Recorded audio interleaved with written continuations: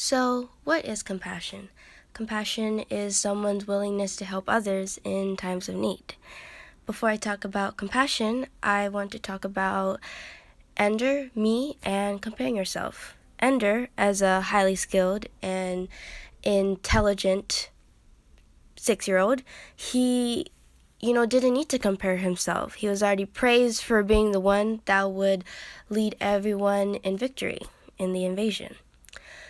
Me, on the other hand, I compare myself to the point that I was belittling myself and, telling myself I'm not good enough because all these people have it great. And I was kind of thinking for them, as in, I thought they had it good. They had the AP classes, they were a leader of some club, or they were just amazing in sports.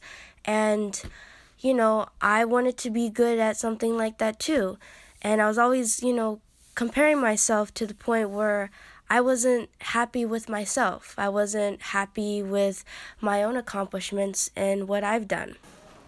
And then back to Ender, he was someone who was able to really see the buggers for who they were. They were beings that were actually a lot more like him than he thought.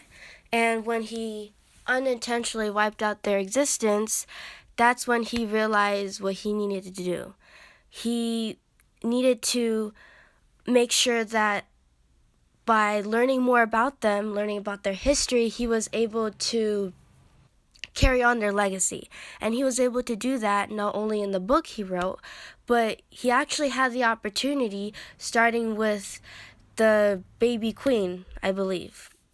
Like I said, as someone who wanted to be good at something too, I felt average and I didn't feel special, and I thought I was the only one feeling this way, or at least, going through these struggles academically, or, trying to do my best on the sports team.